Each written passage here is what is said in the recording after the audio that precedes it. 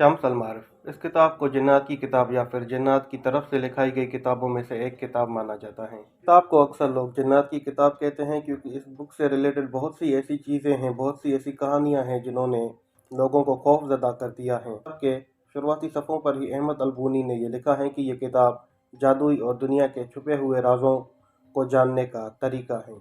इस किताब में इल्म हरूफ को यानी लफ्ज़ों के इल्म को इस्तेमाल किया गया है। According to Ahmad al-Buni, Arabic language के कुछ अल्फाज ऐसे भी हैं जिनमें जादुई ताकत है।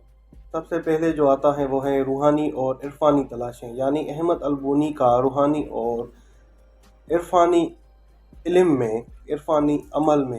और अमल में एक दिलचस्प मुकाम था। उसकी इस किताब शम्स अल-मारूफ में रूहानियत और मेटाफिज़िकल दुनिया के अहम पहलुओं को तलाश किया गया था, जिसमें ज़ाती तरक्की और रोशनी हासिल करने और रूहानी ताकतों को इस्तेमाल करने का मौजू शामिल था। यानी रूहानी ताकतों को अपने फ़ायदे के लिए आप लोग कैसे इस्तेमाल कर सकते हैं, ये शामिल था।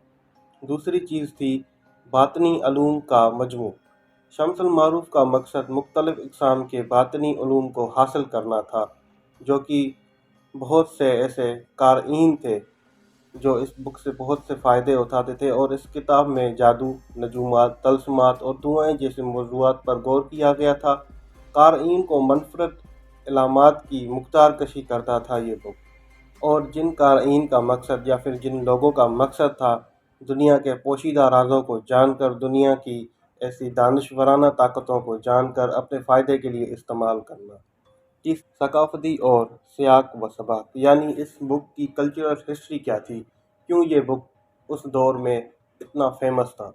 क्योंकि उस दौर के लोग जादू, रूहानियत और इल्म गैब को जानने के लिए बहुत ही इंटरेस्टेड थे, यानी उस इल्म को अपने फ़ायदे के लिए इस्तेमाल करना चाहते थे, जिसकी वजह से बहुत सी ऐसी किताबें लिखी गई जो उन लोगों को काफ़ी हद तक फ़ायदा दे गई या तो फिर नुकसान दे गई, या तो फिर बहुत से लोग उस बीच में ही, उस अमल में या फिर उस बुक्स को पढ़ने में ही अपनी जान से हाथ गंवा बैठे। इल्म शम्स अल-मारूफ किताब भी उनमें से एक किताब थी जो कि पोशीदा कामयाबियों या फिर पोशीदा ताकतों को अपनी कामयाबी के लिए इस्तेमाल की जाती थी। वक्त के साथ साथ इस बुक की बहुत सी ट्रांसलेशंस हुई, और मैं आपको बताता चलूँ कि इस बुक की उर्दू ट्रांसलेशन भी मौजूद हैं।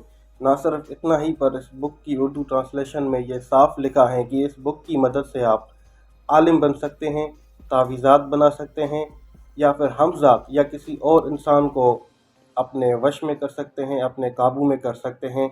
सफ़ेद जादू कैसे कर सकते हैं, काले जादू का तोड़, काले जादू का अल्टरनेटिव निकाल सकते हैं, और बहुत सी बीमारियों का इलाज, यानी अपने बीमारियों का इलाज आप खुद कर सकते हैं। अपने दुश्मन को तबाह करने का तरीका, या फिर यहाँ तक कि किसी की मोहब्बत पानी हो तो वो सारी चीज़ें भी इसमें मौजूद हैं, वो सारे तरीके भी इस बुक में बताए गए थे। अकॉर्डिंग टू शम्स अल-मारूफ, बुखार को ठीक करने का तरीका इस बुक में ये बताया गया था कि आप एक पेपर लें और एक पेपर पर कुछ लिखें जो इस बुक में बताया गया था। फिर उस लिखे हुए पेपर को आप एक पानी में डालें, पानी के गिलास में डालें, और फिर मरीज़ को पिला दें, और उसके बाद वो मरीज़ बिल्कुल ठीक हो जाएगा।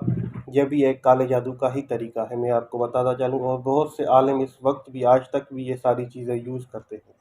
ना सिर्फ इतना ही, इस बुक में जिन्नात के बारे में बहुत कुछ बताया गया था, यहाँ तक कि अच्छे जिन कौन से होते हैं और बुरे जिन कौन से होते हैं, जिन्नात को काबू करने का तरीका। और हमें जिन्नात को काबू करते वक्त ये ख्याल रखना होता है कि कौन से जिन्नात को काबू किया जाए, अच्छे जिन को या फिर बुरे जिन को। अगर हम बुरे जिन को काबू करते हैं तो वो हम पे ही हावी हो जाएगा और हमें या तो फिर तबाह कर देगा, या तो मार देगा, या तो फिर अपने तरीके से वो जैसे यूज़ करना चाहे यूज़ करेगा।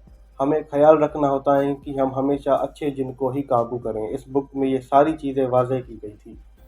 आज ये बुक अपनी सही हालत में मौजूद नहीं है, और बहुत सी इस बुक्स की ट्रांसलेशन है, मैनिपुलेशन है।